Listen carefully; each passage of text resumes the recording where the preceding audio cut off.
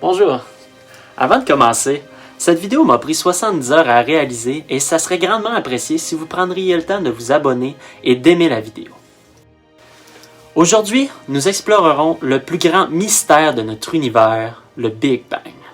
Pendant des décennies, les scientifiques ont étudié cet événement cataclysmique qui a donné naissance à notre cosmos tel que nous le connaissons aujourd'hui. Cependant, une question fondamentale persiste. Le Big Bang est-il le fruit d'un accident cosmique ou peut-il pointer vers quelque chose de plus grand, quelque chose de divin? Le Big Bang, qui a eu lieu il y a environ 13,8 milliards d'années, marque le commencement d'une explosion de l'univers à partir d'un point infiniment dense et chaud. Les scientifiques ont développé des modèles et des théories complexes pour expliquer les mécanismes physiques de cet événement.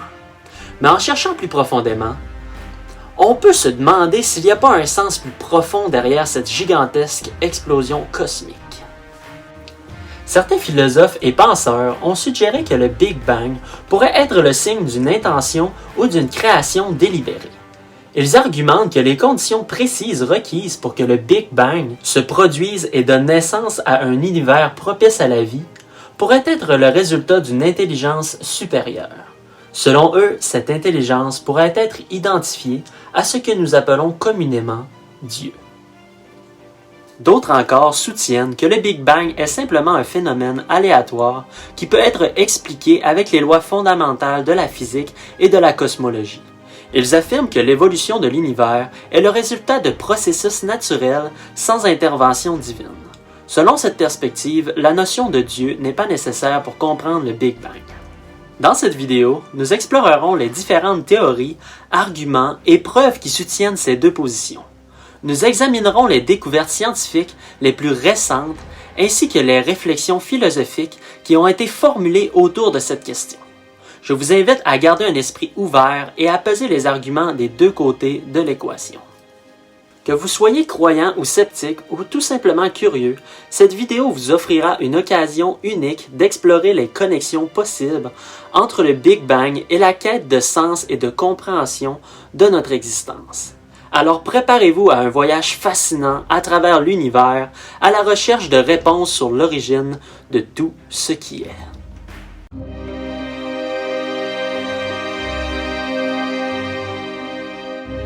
La science sans religion est boiteuse. La religion sans science est aveugle. Albert Einstein. C'était en 1916 et Albert Einstein n'aimait pas où ses calculs le menaient. Si sa théorie de la relativité générale était vraie, cela signifiait que l'univers n'était pas éternel mais avait un commencement. Les calculs d'Einstein révélaient en effet un commencement définitif de tout le temps, de toute la matière et de tout l'espace. Cela allait à l'encontre de sa conviction que l'univers était statique et éternel. Einstein a plus tard qualifié sa découverte d'irritante. Il voulait que l'univers soit auto-existant, ne dépendant d'aucune cause extérieure, mais l'univers semblait être un effet géant. En fait, Einstein n'aimait tellement pas les implications de la relativité générale, une théorie qui s'est maintenant avérée exacte à 5 décimales, qu'il a introduit une constante cosmologique, que certains ont depuis appelé un fudge factor, dans ses équations afin de montrer que l'univers est statique et pour éviter un commencement absolu. Mais le fudge factor d'Einstein n'a pas duré longtemps. En 1919, le cosmologiste britannique Arthur Eddington a mené une expérience lors d'une éclipse solaire qui a confirmé que la relativité générale était bien vraie. L'univers n'était pas statique mais avait un début. Comme Einstein, Eddington n'était pas satisfait des implications. Il écrira plus tard, philosophiquement, la notion d'un commencement de l'ordre naturel actuel me répugne. Je voudrais trouver une véritable échappatoire. Pendant ce temps, l'astronome néerlandais Willem de Sitter avait découvert que la relativité générale exigeait que l'univers soit en expansion.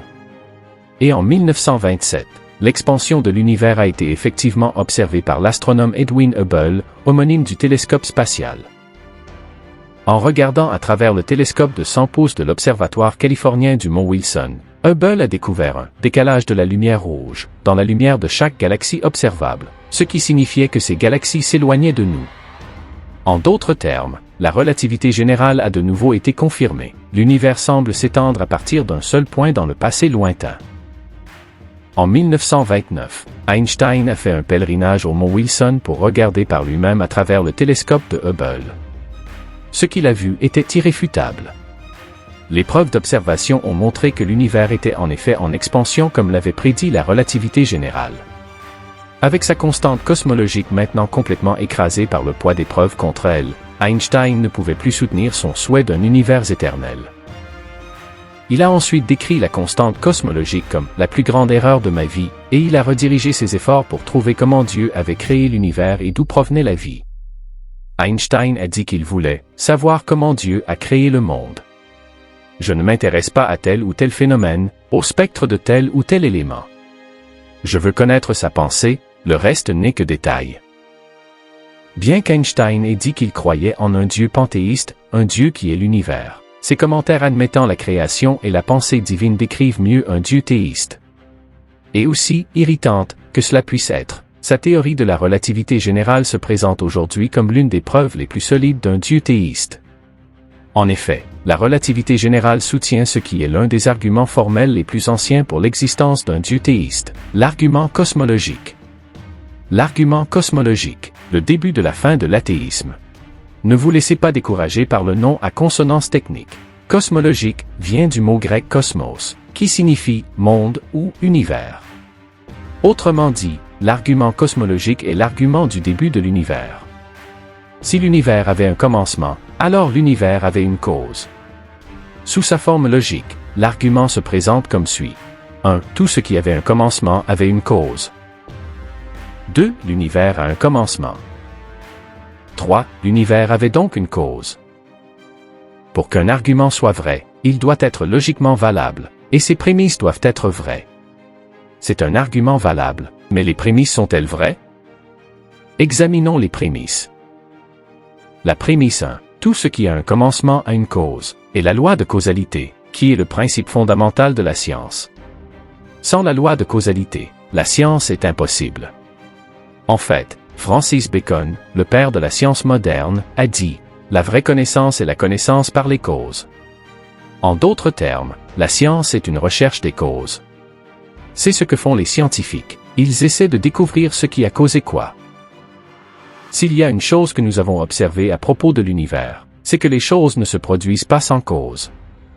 Lorsqu'un homme roule dans la rue, une voiture n'apparaît jamais devant sa voiture, sortie de nulle part, sans conducteur ou sans cause. Nous savons que beaucoup de policiers ont entendu cela, mais ce n'est pas vrai. Il y a toujours un conducteur ou une autre cause derrière cette voiture qui apparaît. Même le grand sceptique David Hume ne pouvait pas nier la loi de la causalité. Il a écrit « Je n'ai jamais affirmé une proposition aussi absurde que celle selon laquelle quelque chose pourrait survenir sans cause. » En fait, nier la loi de la causalité, c'est nier la rationalité. Le processus même de la pensée rationnelle exige que nous rassemblions des pensées, les causes, qui aboutissent à des conclusions, des effets. Ainsi, si jamais quelqu'un vous dit qu'il ne croit pas à la loi de la causalité, demandez-lui simplement « Qu'est-ce qui vous a amené à cette conclusion ?» Puisque la loi de la causalité est bien établie et indéniable, la prémisse 1 est vraie. Qu'en est-il de la prémisse 2? L'univers a-t-il eu un commencement? Si ce n'est pas le cas, alors aucune cause n'était nécessaire. Si oui, alors l'univers devait avoir une cause. Jusqu'à l'époque d'Einstein environ, les athées pouvaient se consoler en croyant que l'univers était éternel et n'avait donc pas besoin de cause. Mais depuis lors, 5 sources de preuves scientifiques ont été découvertes qui prouvent hors de tout doute raisonnable que l'univers a effectivement eu un commencement. Et ce commencement, c'est ce que les scientifiques appellent aujourd'hui le Big Bang. Cette preuve du Big Bang peut être facilement mémorisée par l'acronyme SURGE. Surge est un mot anglais. L'équivalent de ce mot en français serait une poussée soudaine, un déferlement ou encore une surtension. Le mot surge veut donc illustrer quelque chose de soudain, comme le Big Bang. Commençons par le S. Tous les ans environ, les grands magazines d'information, Time, Newsweek et autres, publient un article de fond sur l'origine et le destin de l'univers. Les questions « Quand l'univers a-t-il commencé » et « Quand finira-t-il » sont deux des questions étudiées dans ces articles. Le fait que l'univers a eu un commencement et qu'il finira par mourir n'est même pas à débattre dans ces reportages. Pourquoi? Parce que les scientifiques modernes savent qu'un début et une fin sont exigés par l'une des lois les plus validées de toute la nature, la deuxième loi de la thermodynamique. S. Pour la seconde loi de la thermodynamique. La deuxième loi de la thermodynamique est le S de notre acronyme SURGE.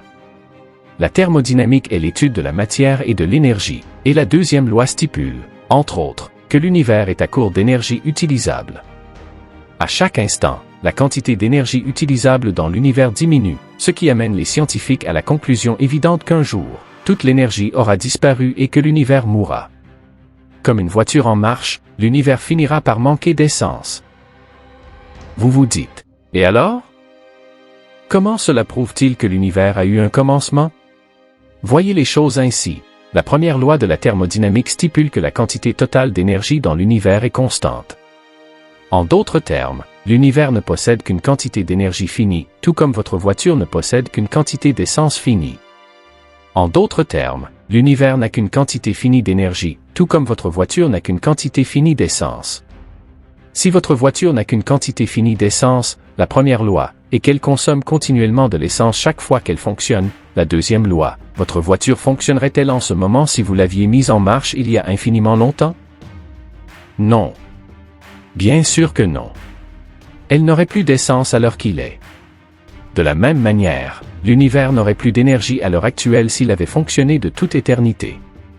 Mais nous sommes ici, les lumières sont toujours allumées, donc l'univers doit avoir commencé à un moment donné dans un passé fini. Autrement dit, l'univers n'est pas éternel, il a eu un commencement. Une lampe de poche est une autre façon de penser à l'univers. Si vous laissez une lampe de poche allumée toute la nuit, quelle est l'intensité de la lumière le matin? Elle est faible, car les piles ont consommé la majeure partie de leur énergie. Eh bien, l'univers est comme une lampe de poche qui se meurt. Il n'a plus qu'une quantité limitée d'énergie à consommer. Mais comme l'univers a encore une certaine durée de vie, il n'est pas encore tout à fait mort. Il ne peut pas être éternel. Il a dû avoir un début, car s'il était éternel, la pile serait déjà morte.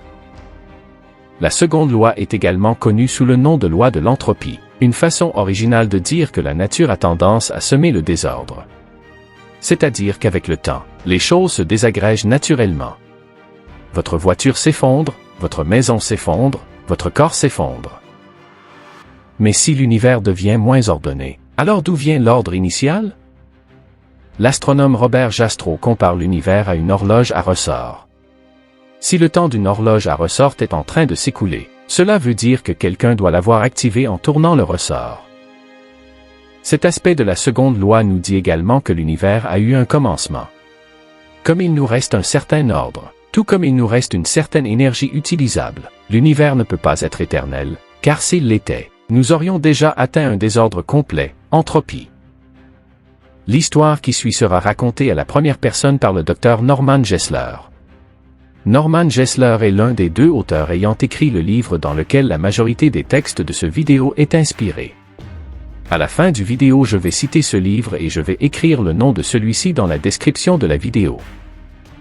Il y a quelques années, un étudiant d'un ministère chrétien sur un campus de l'Ivy League m'a invité à y parler sur un sujet connexe. Pendant la conférence, j'ai dit aux étudiants ce que nous avons vu précédemment dans le vidéo sur la seconde loi de la thermodynamique, mais de façon beaucoup plus détaillée. Après la conférence, l'étudiant qui m'avait invité m'a demandé de déjeuner avec lui et son professeur de physique. Alors que nous nous asseyions pour manger, le professeur m'a fait comprendre qu'il était sceptique quant à mon argument selon lequel la deuxième loi exige un commencement pour l'univers. En fait, il a dit qu'il était un matérialiste qui croyait que seule la matière existe et qu'elle existe depuis toute l'éternité. Je lui ai demandé: si la matière est éternelle, que faites-vous de la seconde loi? Il m'a répondu: chaque loi a une exception. C'est mon exception. J'aurais pu lui répondre en lui demandant si c'est vraiment une bonne science de supposer que toute loi a une exception. Cela ne semble pas très scientifique et peut même être contre-productif. Cela peut être contre-productif lorsque vous demandez: est-ce que la loi selon laquelle toute loi a une exception a une exception? Si c'est le cas, peut-être que la deuxième loi est l'exception à la loi selon laquelle toute loi doit avoir une exception. Je n'ai pas suivi cette voie, parce que je pensais qu'il s'opposerait à la loi. Au lieu de cela, J'ai mis de côté la deuxième loi pendant un moment et j'ai décidé de l'interroger sur le matérialisme. Si tout est matériel, lui ai-je demandé, alors qu'est-ce qu'une théorie scientifique? Après tout, la théorie selon laquelle tout est matériel n'est pas matériel. Elle n'est pas faite de molécules. Sans hésiter, il a dit, une théorie est magique. Magique. J'ai répété, sans vraiment croire ce que j'entendais. Sur quoi vous basez-vous pour dire ça? La foi, a-t-il rapidement répondu. La foi en la magie. Je me suis dit. Je ne peux pas croire ce que j'entends. Si la foi en la magie est ce que les matérialistes ont de mieux à offrir, alors je n'ai pas assez de foi pour être un matérialiste. Rétrospectivement, il me semble que ce professeur a eu un bref moment de totale franchise. Il savait qu'il ne pouvait pas répondre aux preuves accablantes à l'appui de la deuxième loi. Il a donc admis que sa position n'était pas fondée sur des preuves ou sur une bonne raison. Ce faisant, il a fourni un autre exemple de la volonté refusant de croire ce que l'esprit sait être vrai, et de la façon dont le point de vue des athées est fondé sur la foi pure et simple. Le professeur avait raison sur un point, avoir la foi. En fait, il avait besoin d'un acte de foi pour ignorer volontairement la loi la plus établie dans toute la nature. C'est ainsi qu'Arthur Eddington a caractérisé la deuxième loi il y a plus de 80 ans. La loi qui augmente l'entropie, la seconde loi de la thermodynamique, occupe, je pense, la position suprême parmi les lois de la nature. Si quelqu'un vous fait remarquer que votre théorie favorite de l'univers est en désaccord avec les équations de Maxwell, alors tant pis pour les équations de Maxwell. S'il s'avère qu'elle est contredite par l'observation, eh bien, ces expériences font parfois des bêtises. Mais s'il s'avère que votre théorie est contraire à la deuxième loi de la thermodynamique, je ne peux vous donner aucun espoir. Il n'y a rien d'autre à faire que de s'effondrer dans la plus profonde humiliation. Comme je pouvais voir que le professeur n'était pas vraiment intéressé à accepter la vérité, je ne lui ai pas posé d'autres questions potentiellement humiliantes. Mais comme nous ne pouvions pas ignorer le pouvoir de la seconde loi sur notre propre corps, nous avons tous les deux commandé un dessert. Aucun de nous n'était prêt à nier qu'il fallait remplacer l'énergie que nous venions d'utiliser. Le U de l'acronyme SURGE est pour l'univers est en expansion. Les bonnes théories scientifiques sont celles qui sont capables de prévoir des phénomènes qui n'ont pas encore été observés. Comme nous l'avons vu, la relativité générale a prédit un univers en expansion. Mais ce n'est que lorsque le légendaire astronome Edwin Hubble a regardé dans son télescope, plus de 10 ans plus tard, que les scientifiques ont finalement confirmé que l'univers est en expansion et qu'il se développe à partir d'un seul point. L'astronome Vesto Melvin Slipher était déjà sur la piste de cet univers en expansion dès 1913, mais c'est Hubble qui a rassemblé toutes les pièces du puzzle, à la fin des années 1920. Cet univers en expansion est la deuxième ligne de preuve scientifique que l'univers a eu un commencement. Comment l'univers en expansion prouve-t-il un commencement?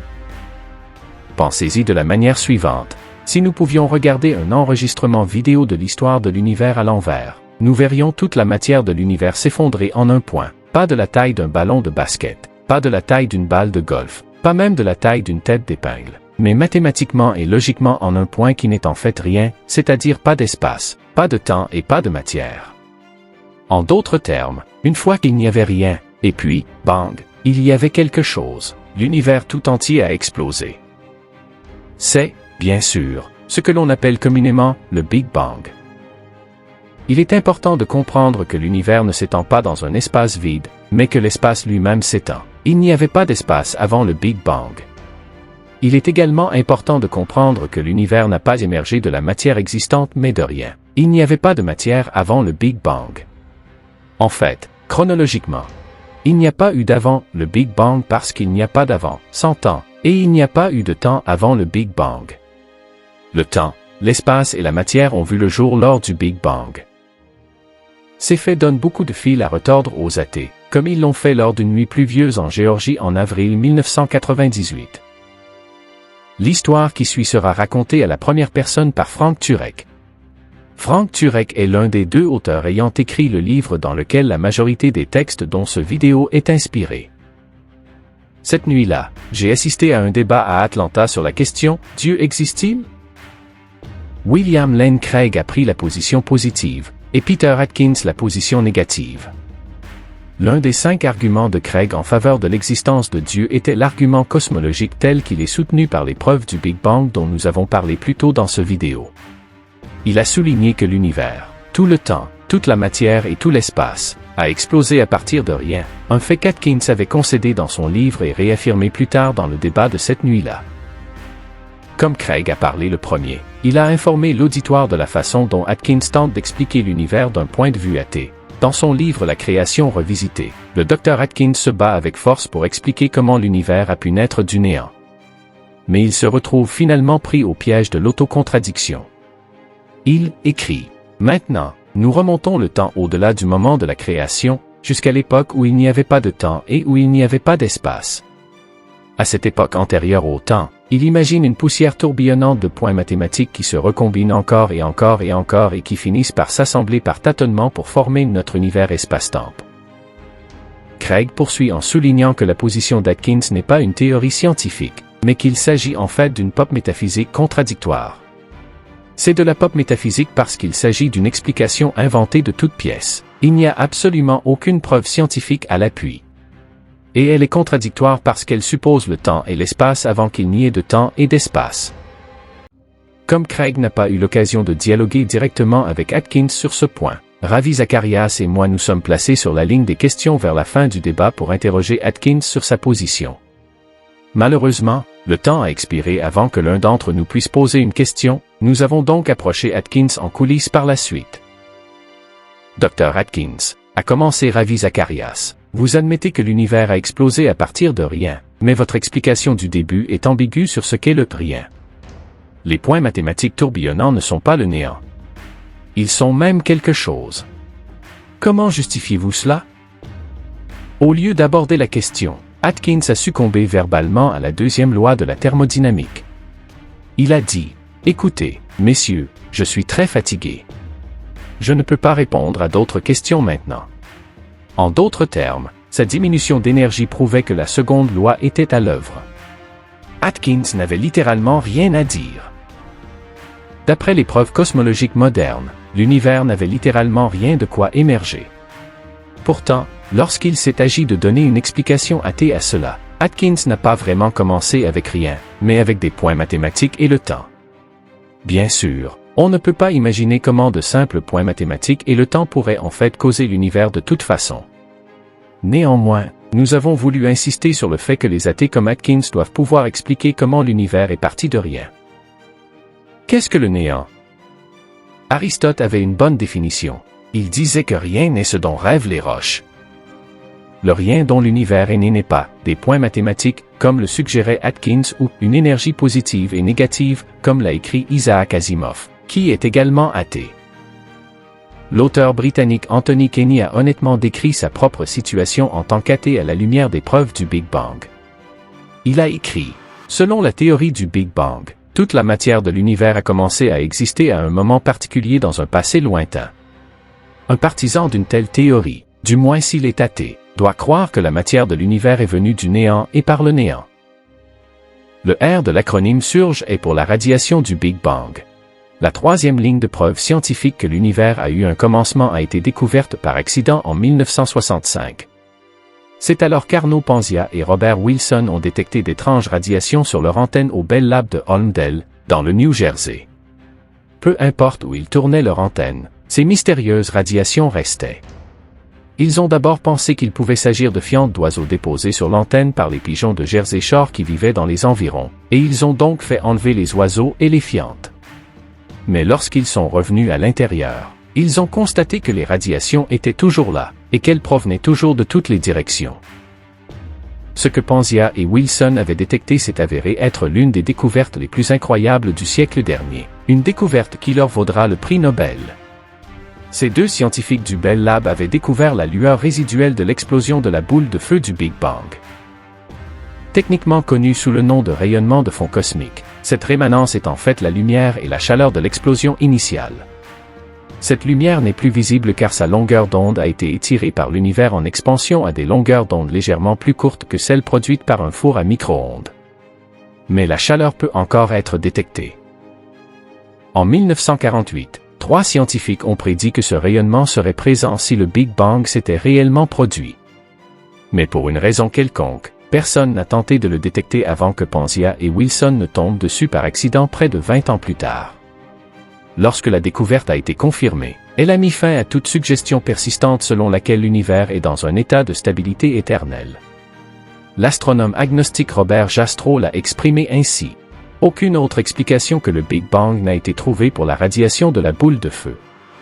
L'élément décisif, qui a convaincu presque tous les sceptiques qui doutaient, est que les radiations découvertes par Panzia et Wilson ont exactement le modèle de longueur d'onde attendu pour la lumière et la chaleur produite lors d'une grande explosion. Les partisans de la théorie de l'état stationnaire ont essayé désespérément de trouver une autre explication, mais ils ont échoué. À l'heure actuelle, la théorie du Big Bang n'a pas de concurrent. En effet, la découverte des radiations de la boule de feu a brûlé tout espoir dans l'état stationnaire. Mais ce n'était pas la fin des découvertes. D'autres preuves du Big Bang allaient suivre. Le G de l'acronyme SURGE est pour les grandes graines des galaxies. Après avoir découvert l'univers en expansion prévue et la rémanence des radiations, les scientifiques ont tourné leur attention vers une autre prédiction qui confirmerait le Big Bang.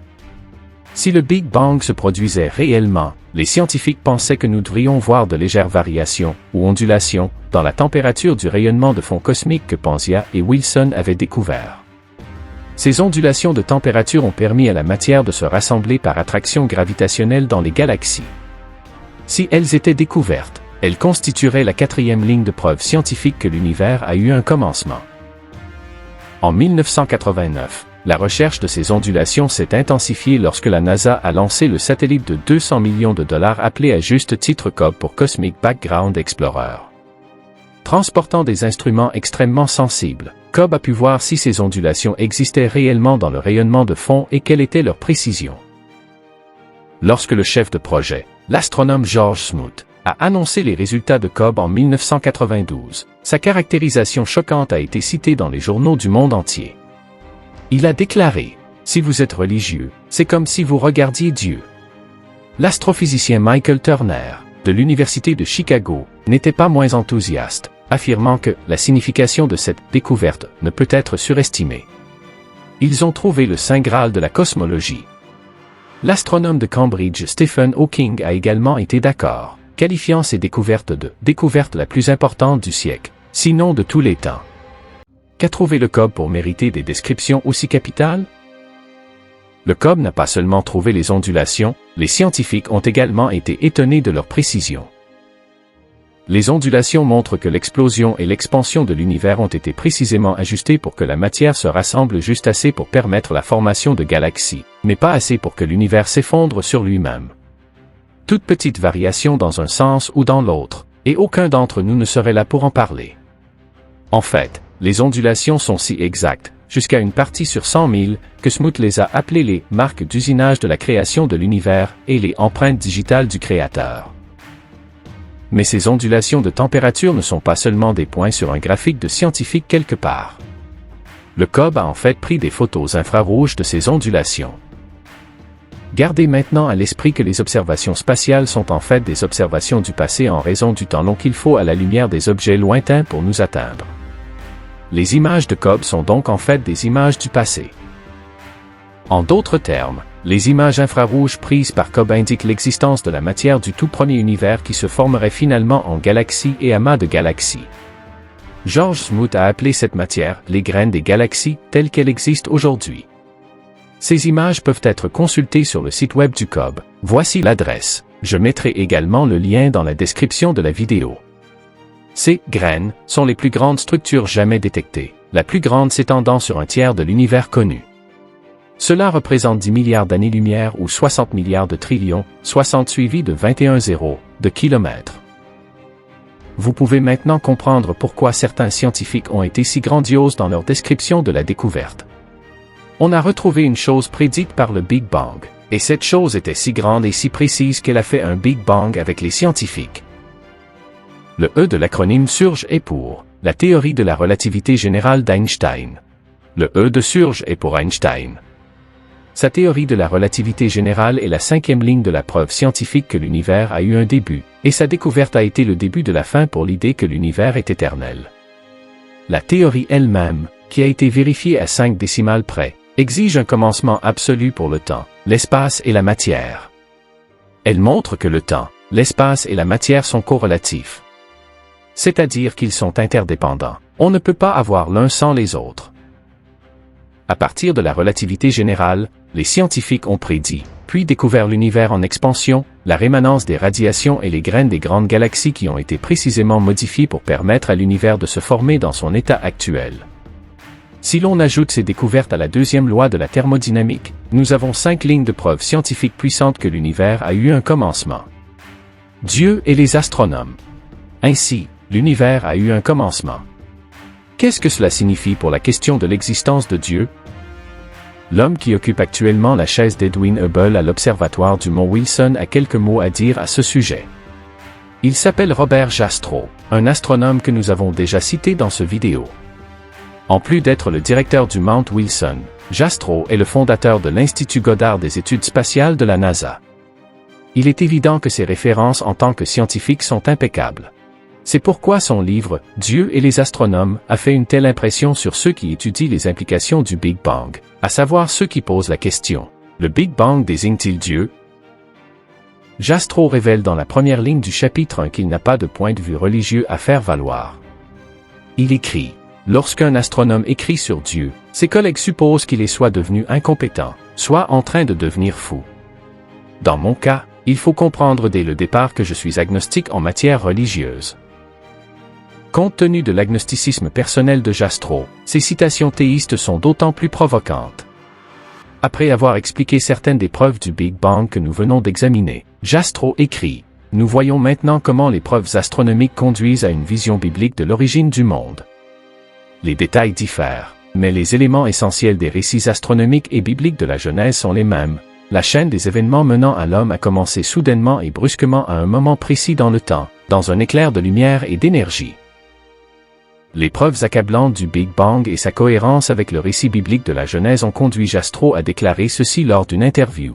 Les astronomes constatent maintenant qu'ils se sont mis dans un coin parce qu'ils ont prouvé, par leur propre méthode, que le monde a commencé brusquement dans un acte de création auquel on peut observer les origines de chaque étoile, de chaque planète, de chaque être vivant dans ce cosmos et sur la Terre. Et ils ont découvert que tout cela s'est produit comme un produit de force qu'ils ne peuvent espérer découvrir. Qu'il existe ce que j'appelle, ou que quiconque appellerait, des forces surnaturelles à l'œuvre est maintenant, je pense, un fait scientifiquement prouvé.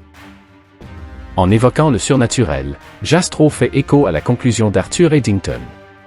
Comme nous l'avons mentionné précédemment, bien qu'il ait trouvé cela répugnant, Eddington a admis que le début semble présenter des difficultés insurmontables à moins que nous n'acceptions de le considérer comme franchement surnaturel.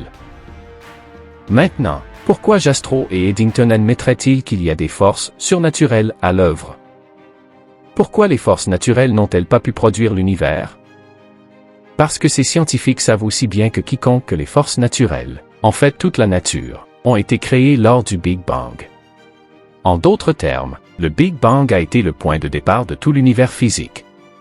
Le temps, l'espace et la matière ont vu le jour à ce moment-là. Il n'y avait pas de monde naturel ni de loi naturelle avant le Big Bang. Puisqu'une cause ne peut venir après son effet, les forces naturelles ne peuvent expliquer le Big Bang. Par conséquent, il doit y avoir quelque chose en dehors de la nature pour faire le travail. C'est exactement ce que signifie le mot surnaturel. Les découvreurs de la radiation de fond cosmique du Big Bang, Robert Wilson et Arno Penzias, n'étaient pas non plus des supporters de la Bible.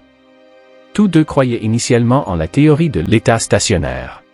Mais en raison des preuves de plus en plus nombreuses, ils ont depuis changé d'avis et reconnu des faits qui sont conformes à la Bible. Penzias admet, la théorie de l'état stable s'est avérée si laide que les gens l'ont rejetée. La façon la plus simple d'ajuster les observations avec le moins de paramètres était celle dans laquelle l'univers a été créé à partir de rien, en un instant, et continue de s'étendre. Wilson, qui a déjà suivi un cours de Fred Hoyle, l'homme qui a popularisé la théorie de l'état stable en 1948, a déclaré « J'aimais philosophiquement l'état stable. Et il est clair que j'ai dû abandonner cela. » Lorsque l'écrivain scientifique Fred Herron lui a demandé si la preuve du Big Bang est révélatrice d'un créateur, Wilson a répondu « Il y a certainement quelque chose qui a tout déclenché. » Bien entendu, Si vous êtes religieux, je ne peux pas penser à une meilleure théorie de l'origine de l'univers pour correspondre à la Genèse. George Smoot a fait écho à l'évaluation de Wilson. Il a déclaré « Il ne fait aucun doute qu'il existe un parallèle entre le Big Bang en tant qu'événement et la notion chrétienne de création à partir de rien. » Que disent les athées à ce sujet? Nous avons déjà vu les lacunes des explications d'Atkins et d'Isaac Asimov. Elles commencent par quelque chose plutôt que littéralement rien. Y a-t-il d'autres explications athées qui pourraient être plausibles? Nous n'en avons pas vu. Les athées ont proposé d'autres théories, mais toutes ont leurs défauts fatals. Examinons brièvement quelques-unes d'entre elles. La théorie du rebondissement cosmique. C'est la théorie qui suggère que l'univers s'étend et se contracte depuis toujours. Cela permet à ses partisans d'éviter un début définitif. Mais les problèmes que pose cette théorie sont nombreux, et c'est pour ces raisons qu'elle est rendue désuète. Premièrement, et c'est le plus évident, il n'y a pas de preuve d'un nombre infini de coups. Après tout, ce n'est pas la théorie du Big Bang. Bang, bang, bang, bang. L'univers semble avoir explosé une fois à partir de rien, et non de manière répétée à partir de matériaux existants. Deuxièmement, il n'y a pas assez de matière dans l'univers pour tout reconstituer. L'univers semble prêt à poursuivre son expansion indéfiniment. Cela a été confirmé en 2003 par Charles Bennett du Goddard Space Flight Center de la NASA. Après avoir examiné les données de la dernière sonde spatiale de la NASA, il a déclaré « L'univers va s'étendre à l'infini. Il ne se retournera pas sur lui-même et ne s'effondrera pas en un grand moment. » En fait, les astronomes découvrent maintenant que la vitesse d'expansion de l'univers s'accélère, rendant un effondrement encore plus improbable.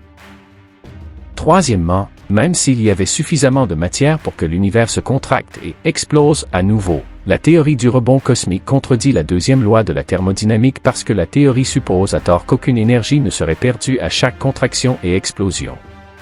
Un univers qui explose à plusieurs reprises finira par manquer d'énergie, tout comme une balle perdue finit par manquer d'énergie.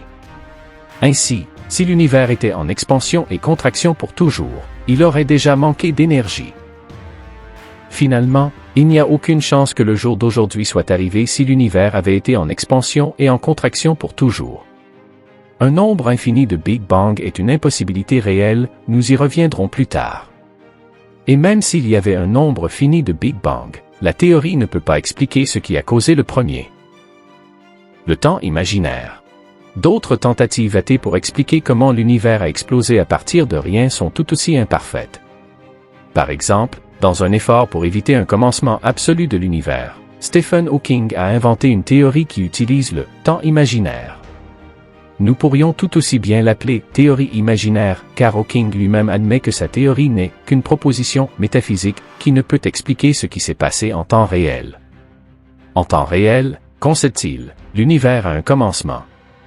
En fait, selon Hawking, presque tout le monde croit maintenant que l'univers, et le temps lui-même, a eu un commencement au Big Bang. Ainsi, de son propre aveu, la théorie imaginaire de Hawking s'effondre lorsqu'elle est appliquée au monde réel. Le temps imaginaire est tout simplement imaginaire. L'incertitude, l'épreuve du commencement de l'univers étant si forte, certains athées remettent en question la première prémisse de l'argument cosmologique, la loi de la causalité. C'est un terrain dangereux pour les athées, qui se targuent généralement d'être les champions de la raison et de la science. Comme nous l'avons déjà souligné, la loi de la causalité est le fondement de toute science. La science est une recherche de cause. Si vous détruisez la loi de la causalité, alors vous détruisez la science elle-même.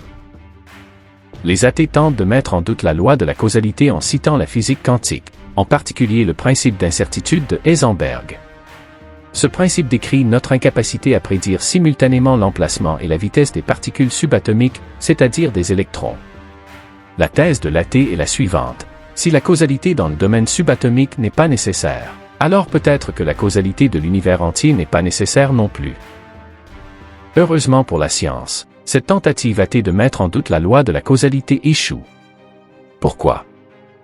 Parce qu'elle confond la causalité et la prévisibilité. Le principe d'incertitude d'Heisenberg ne prouve pas que le mouvement des électrons est sans cause. Il décrit seulement notre incapacité à prédire leur emplacement et leur vitesse à un moment donné. Le simple fait que nous ne puissions pas prédire quelque chose ne signifie pas que cette chose n'a pas de cause. En fait, Les théoriciens du domaine mécanique quantique reconnaissent que nous ne pouvons peut-être pas prédire la vitesse et la localisation simultanée des électrons parce que nos propres tentatives d'observation sont la cause de leurs mouvements imprévisibles. Comme un apiculteur qui met sa tête dans une ruche, nous devons les remuer pour les observer. Ainsi, le dérangement peut être un cas où le scientifique regarde ses propres cils dans le microscope. En fin de compte, aucune théorie athée ne réfute adéquatement l'une ou l'autre des prémices de l'argument cosmologique. L'univers a eu un commencement et il lui faut donc une cause. La religion de la science.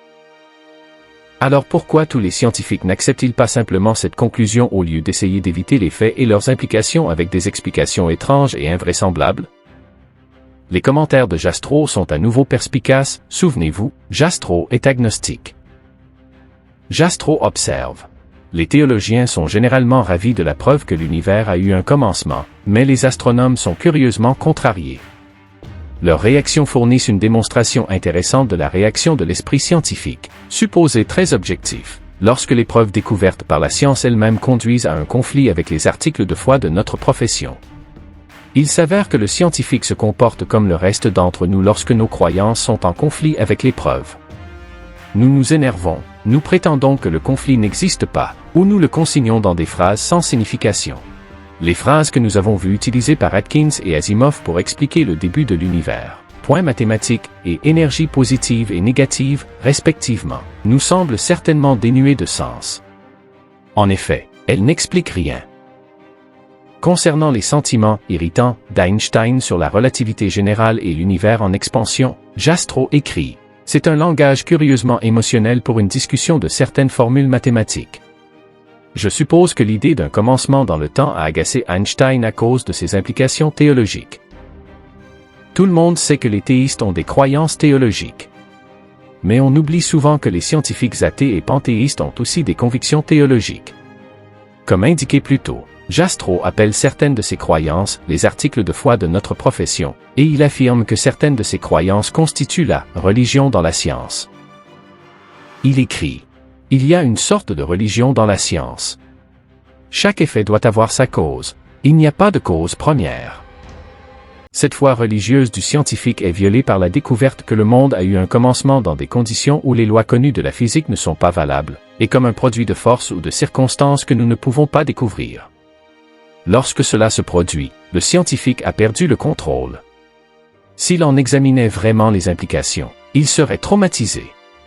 Comme d'habitude lorsqu'il est confronté à un traumatisme, l'esprit réagit en ignorant les implications. En science, cela s'appelle refuser de spéculer, ou en banalisant l'origine du monde en l'appelant le Big Bang, comme si l'univers était un pétard. Ils peuvent ne pas aimer les preuves ou leurs implications, mais cela ne changera pas les faits. Puisque les preuves montrent que le temps, l'espace et la matière ont été créés lors du Big Bang, la conclusion scientifique la plus probable est que l'univers a été causé par quelque chose en dehors du temps, de l'espace et de la matière, c'est-à-dire une cause éternelle. Lorsque les scientifiques s'écartent de cette conclusion en la recouvrant de phrases sans signification ou en refusant de spéculer, il semble qu'ils refusent tout simplement d'accepter les faits et les conclusions les plus raisonnables qui en découlent. C'est une question de volonté, pas d'esprit. Les preuves sont objectives. Ce sont les scientifiques incrédules qui ne le sont pas. Et si la théorie du Big Bang est fausse? Jusqu'à présent, nous avons donné des preuves scientifiques solides, sûres, du fait que l'univers a eu un commencement. Mais supposons que les scientifiques se réveillent un jour et découvrent que tous leurs calculs sont erronés. Il n'y a pas eu de Big Bang. Étant donné l'ampleur des preuves et la capacité de la théorie à prévoir correctement tant de phénomènes observables, un abandon total du Big Bang serait extrêmement improbable. Cela est admis même par les athées. Victor Stanger, un physicien qui a enseigné à l'université d'Hawaï, a écrit que l'univers a explosé du néant. Stanger a récemment reconnu que le Big Bang semble de plus en plus probable. Nous devons laisser ouverte la possibilité que le Big Bang soit faux, a-t-il déclaré, mais chaque année qui passe, et chaque fois que des données astronomiques arrivent, elles sont de plus en plus cohérentes avec l'image générale du Big Bang. En effet, en 2003, de nouvelles preuves sont apparues indiquant que le Big Bang est correct. le satellite WMA de la NASA, Wilkinson Microwave Anisotropy Probe, a confirmé les conclusions de son prédécesseur COB et a fourni des images 35 fois plus nettes que celles de COB des ondulations du rayonnement de fond. En fait, les observations spatiales deviennent si favorables à la vision théiste du monde que George Will a dit « Bientôt, l'Union américaine des libertés civiles » ou People for the American Way, ou une autre faction similaire de laïcité litigieuse, intentera un procès contre la NASA, accusant le télescope spatial Hubble de réconforter de façon inconstitutionnelle ceux qui ont des penchants religieux. Néanmoins, jouons un peu le rôle d'avocat des sceptiques. Supposons qu'à un moment donné dans le futur, la théorie du Big Bang soit jugée fausse. Cela voudrait-il dire que l'univers est éternel? Non, pour un certain nombre de raisons. Premièrement, la deuxième loi de la thermodynamique, le S temps surge, soutient le Big Bang mais n'en dépend pas. Le fait que l'univers manque d'énergie utilisable et se dirige vers le désordre n'est même pas discutable. Selon Eddington, la seconde loi occupe la position suprême parmi les lois de la nature. C'est vrai même si le Big Bang ne l'est pas. Deuxièmement, on peut dire la même chose de la théorie de la relativité générale d'Einstein, le E temps surge. Cette théorie, bien vérifiée par l'observation, exige un début d'espace, de matière et de temps, que tout ait commencé par un bang ou non.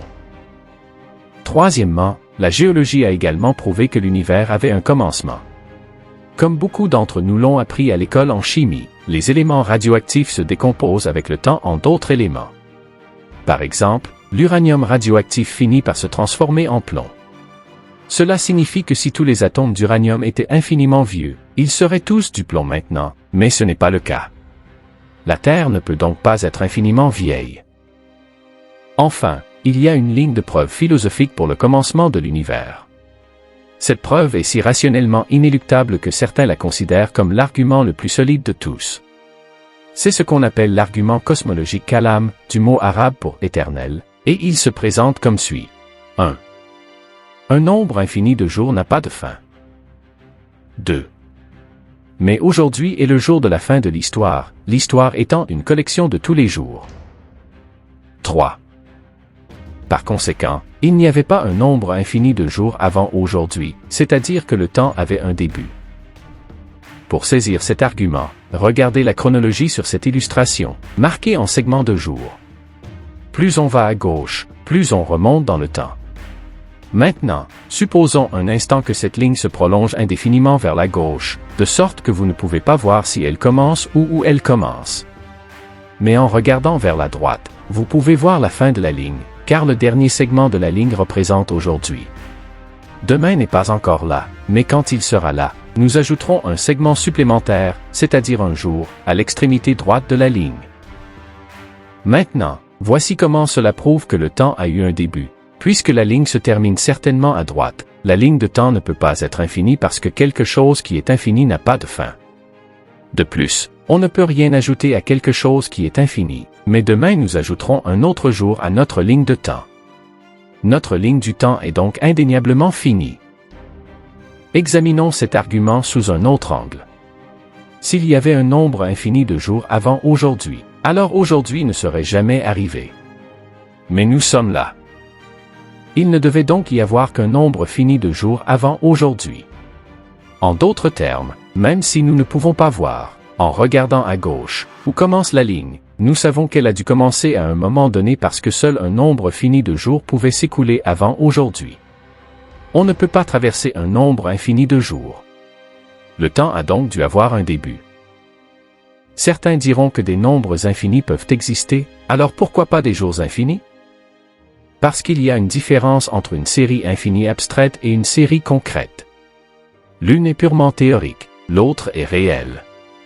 Mathématiquement, nous pouvons concevoir un nombre infini de jours, mais en réalité, nous ne pourrions jamais compter ou vivre un nombre infini de jours. On peut concevoir un nombre infini de points mathématiques entre deux serre-livres sur une étagère, mais on ne pourrait pas faire tenir un nombre infini de livres entre eux. C'est la différence entre un abstrait et un concret. Les nombres sont abstraits. Les jours sont concrets. Au fait, cela amplifie notre réponse quant à la raison pour laquelle il ne pouvait y avoir un nombre infini de lignes dans l'histoire cosmologique de l'univers. Un nombre infini d'événements réels est impossible.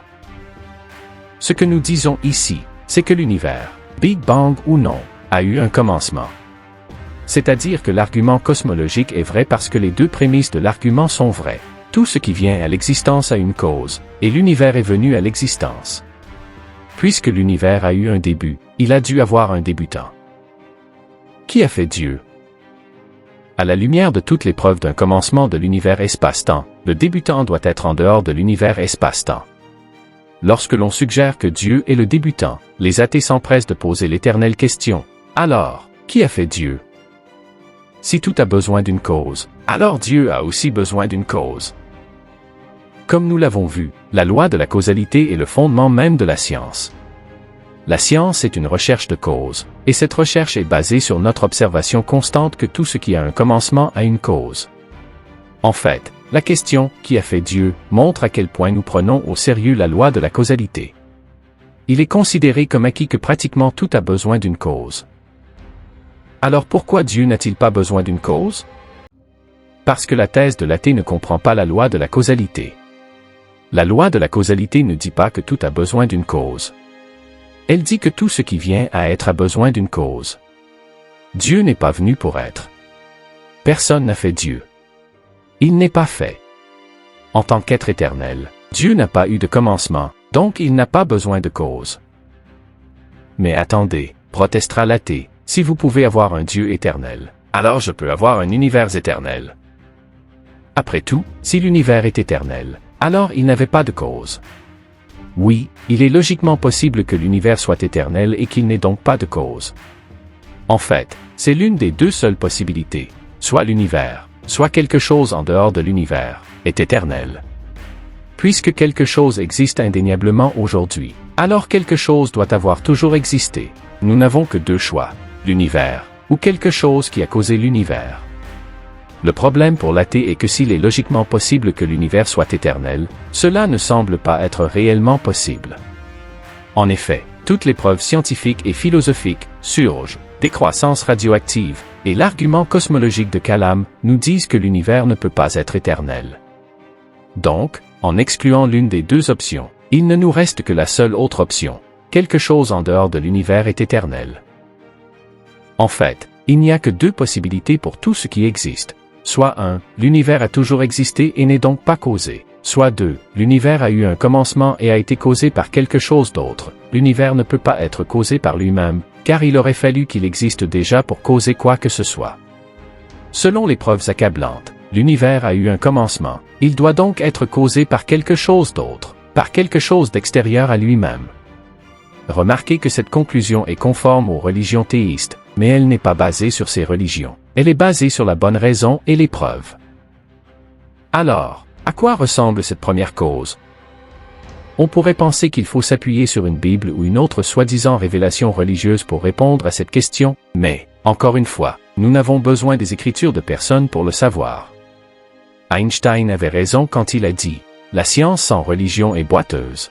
La religion sans science est aveugle. » La religion peut être informée et confirmée par la science, comme elle l'est par l'argument cosmologique. À savoir, nous pouvons découvrir certaines caractéristiques de la cause première juste à partir des preuves que nous avons discutées dans ce vidéo. Rien qu'à partir de ces preuves, nous savons que la cause première doit être auto-existante, intemporelle, non spatiale et immatérielle, puisque la cause première a créé le temps, l'espace et la matière. La cause première doit être en dehors du temps, de l'espace et de la matière. En d'autres termes, il est sans limite, ou infini. Incroyablement puissant, pour créer l'univers entier à partir de rien. Suprêmement intelligent, pour concevoir l'univers avec une précision si incroyable, nous en verrons plus dans de prochaines vidéos. Personnel, pour choisir de convertir un état de néant en univers temps-espace matériel, une force impersonnelle n'a pas la capacité de faire des choix. Ces caractéristiques de la cause première sont exactement les caractéristiques que les théistes attribuent à Dieu. Là encore, ces caractéristiques ne sont pas basées sur la religion ou l'expérience subjective de quelqu'un. Elles sont tirées des preuves scientifiques que nous venons d'examiner et elles nous aident à voir une section du haut de la boîte qui est d'une importance capitale pour ce puzzle que nous appelons la vie. Conclusion. S'il n'y a pas de Dieu, pourquoi y a-t-il quelque chose plutôt que rien?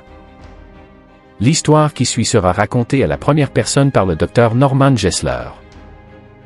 Il y a des années, j'ai débattu avec un athée de l'Université de Miami sur la question « Dieu existe-t-il » Après avoir présenté une grande partie des preuves que nous avons examinées ici, j'ai eu l'occasion de poser quelques questions à mon adversaire. Voici ce que je lui ai demandé. Monsieur, j'ai quelques questions à vous poser. Premièrement, s'il n'y a pas de Dieu, pourquoi y a-t-il quelque chose plutôt que rien du tout? J'ai ensuite posé quelques autres questions, pensant qu'il y répondrait dans l'ordre. Maintenant, généralement, quand vous débattez de quelqu'un, vous essayez de persuader le public. Vous ne vous attendez pas à ce que votre adversaire admette qu'il a tort. Il s'est trop investi dans sa position et la plupart des débatteurs ont trop d'ego pour admettre une erreur. Mais ce type était différent. Il m'a surpris quand il a dit « En ce qui concerne la première question, c'est une bonne question. C'est vraiment une bonne question. » Et sans autre commentaire, il a ensuite répondu à ma deuxième question. Après avoir entendu les preuves de l'existence de Dieu, ce débatteur s'est retrouvé à remettre en question ses propres croyances. Il a même assisté à une réunion de suivi et a exprimé ses doutes sur l'athéisme. Sa foi en l'athéisme s'affaiblissait. En effet, s'il n'y a pas de Dieu, pourquoi y a-t-il quelque chose plutôt que rien, est une question à laquelle nous devons tous répondre. Et à la lumière des faits, il ne nous reste que deux options. Soit personne n'a créé quelque chose à partir de rien, soit quelqu'un a créé quelque chose à partir de rien. Quel est le point de vue le plus raisonnable? Rien n'a créé quelque chose? Non. Même Julie Andrews connaissait la réponse lorsqu'elle a chanté « Nothing comes from nothing ». Rien ne vient de rien. Rien ne peut jamais venir de rien. Et si vous ne pouvez pas croire que rien n'a créé quelque chose, alors vous n'avez pas assez de foi pour être athée. Le point de vue le plus raisonnable est celui de Dieu. Robert Jastrow l'a suggéré lorsqu'il a terminé son livre « Dieu et les astronomes » par cette phrase classique. Pour le scientifique qui a vécu par sa foi dans la puissance de la raison, l'histoire se termine comme un mauvais rêve. Il a escaladé les montagnes de l'ignorance. Il est sur le point de conquérir le plus haut sommet. Alors qu'il se hisse sur le rocher final, il est accueilli par une bande de théologiens qui sont assis là depuis des siècles.